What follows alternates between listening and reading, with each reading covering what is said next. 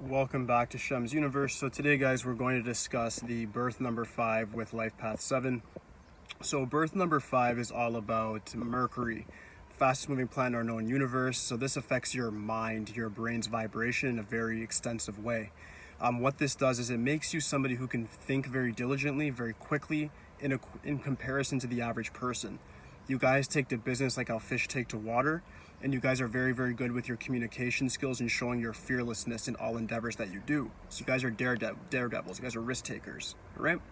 When you associate that with the number 7 is represented by Ketu. Ketu is a planet of detachment, anti-materialism.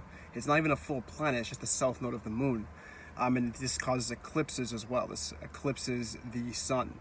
So what you have to understand here is this planet or this entity is what makes you sort of look at things in a more detailed, peculiar way. When you combine 5 and 7, you're really making a very intelligent person, somebody who's able to look at things from a lot of different angles, who can see things from a hawk's view, but also narrow in into even the most minuscule details. So this makes somebody that can acquire a lot of properties, a lot of vehicles, be very, very rich, but their names, according to the Chaldean numerology, what they're saying is that you need to have a name number that vibrates to 2, 5, or 6. The 2, because the 2 gets along with 7 very, very well. The 5 is going to go well with the birth number extremely well, and then the 6 goes well, like pretty much with both. The 6 I find very interesting and important for a very specific reason. The 6 in this particular situation is what I'd view as very, very necessary if you were looking to do any sort of name change. And of course, get this done by an expert. Don't just say, I like this name, I'm gonna change my name to this because it vibrates to 6. It depends what the compound number is as well and how it works along with the rest of your numeroscope, okay? So the 6 is gonna balance it out because the 6 is a very Venus materialistic number. We've discussed this before with the 6. When you balance the 6's materialism with the 7's anti-materialism, it makes you somebody who can be detached in your lifetime from the things that you acquire. So you can acquire properties, houses, land, like all these different things, but you're not going to be super attached to it or try to be flamboyant or obnoxious about it.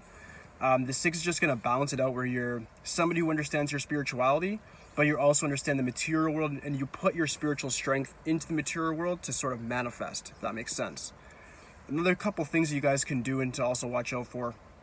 Where the color is gray and blue a lot, they'll help you in a very great deal. Black isn't too bad for you guys actually, in comparison to a lot of other different number combinations. The only unlucky color you guys have is red. Diamond and zircon are the only gems I recommend using if you have 5 and 7. If not, just don't bother with any gems at all. Amethyst will make you overthink. A lot of people think when they have the 7th, it's like, oh, 7th chakra, let me put on amethyst. No, it'll make you overreact, have anxiety and stress. If you have amethyst on, take it off. It's going to screw you over. Okay? Unlucky days are only the 9th, 18th, 27th. Reason for this is because Mars is the enemy of Ketu. So the 9 and 7 don't really get along. The 7 is spiritual and conceptualized in a very spiritual, subjective way.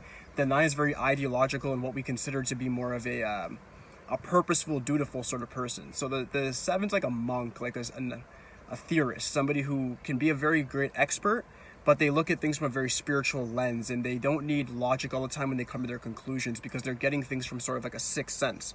The 9 is more on a war tangent, and they're more on what's here, what's now, what can I do to change it? So they're using more of their brain and not so much of that sixth sense. And just based on how these vibrations go together, they just don't really get along. All right? Lucky days for you guys, any days that add to 2, 5, or 6. So the 2nd, the 11th, the 20th, those all go good, very, very well for you guys. The 29th can go well. The 5, of course, the 5th, 14th, 23rd works good. And then the 6th, the 15th, the 24th, those will work very well for you guys as well. Like I said, only enemy number there is really number 9. You guys don't have much unlucky colors. The 5, when it comes to compatibility, once it's a birth number, gives you guys exponentially better luck than the average person.